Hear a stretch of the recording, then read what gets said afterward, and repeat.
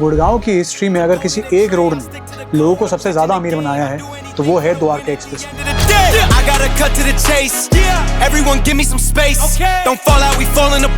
लेकिन इंटरेस्टिंग बात यह है कि आज इस एक्सप्रेसवे पर 20 से 30 हज़ार रुपए पर स्क्वायर फीट पर प्रोजेक्ट लॉन्च हो रहे हैं। एक समय ऐसा भी था जब उस रोड का नाम सुनते ही लोग हंसते भी थे, कब बनेगी, सिर्फ मैप पर ही रहेगी, यहाँ इन्वेस्टमेंट बिल्कुल मत करना।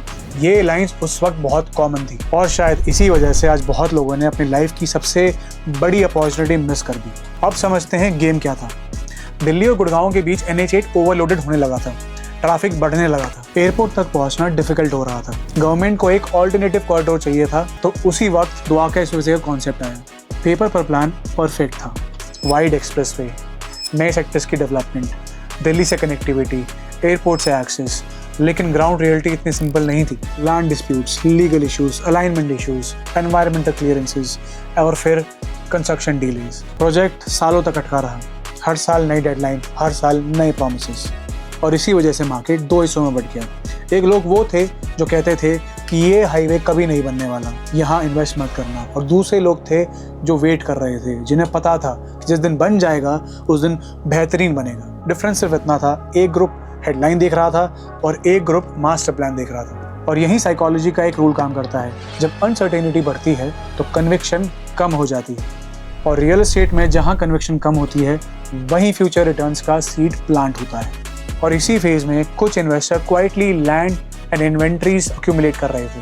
फिर धीरे धीरे पिक्चर बदलने लगी, कंस्ट्रक्शन दिखने लगी, इंटरचेंजेस शेप लेने लगे और कनेक्टिविटी इंप्रूव होने लगी, और मार्केट का सेंटीमेंट ओवरनाइट बदल गया। जो इन्वेस्टर एग्जिट ढूंढ रहा था वो होल्ड करने लगा, और जो बायर वेट कर रहा था वो बुकिंग करने लगा, और जो बिल्डर पहले हेजिटेट कर रहा था उसने प्रीमियम लॉन्चेस अनाउंस कर दिए।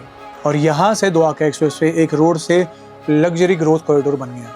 प्रीमियम डेवलपर्स एक के बाद एक एंट्री लेने लगे, high rises, large club house, luxurious amenities, branded residencies and many more. और जब एक कॉरिडोर सक्सेसफुल होता है तो उसके आसपास के एरियाज भी जगने लगते हैं, और यहीं से न्यू गुड़गांव की स्पीड बढ़ने लगी। जो सेक्टर सिर्फ पहले नंबर थे मैप्स पर, अब वो इन्वेस्टमेंट डेस्टिनेशन बनने लगे। डेवलपर्स को समझ आ गया था कि फ्यूचर डिमांड सिर्फ गोल्फ कोर्स रोड तक लिमिटेड नहीं रहेगी, डिमांड नॉर्थ और वेस्ट दोनों तरफ एक्सपैंड करेगी। लेकिन गुड़गांव की ग्रोथ अभी भी कंप्लीट नहीं हुई थी। एक माइक्रो मार्केट साइलेंटली मैच्योर हो रही थी, जहां आज मेजर प्रीमियम डेवलपर्स अपने प्रोजेक्ट लॉन्च कर रहे हैं सदर्न पेरिफेरी में।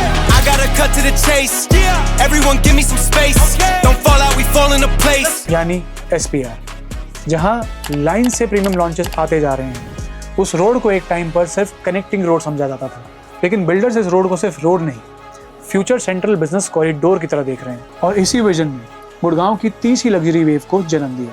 पार्ट 5 में हम देखेंगे कि किस तरह SPR, न्यू गुड़गांव, सोना एंड ग्लोबल सिटी मिलकर गुड़गांव का नया चैप्टर लिख रहे हैं, और क्यों लोग आज भी एक्चुअल स्टोरी को समझ नहीं पाए हैं। और इसी तरह की इन्फॉर्मेशनल वीडियोस देखने के लिए हमें फॉलो करें, लाइक करें, शेयर करें, सब्सक्राइब करें। Till then, see you in the next video.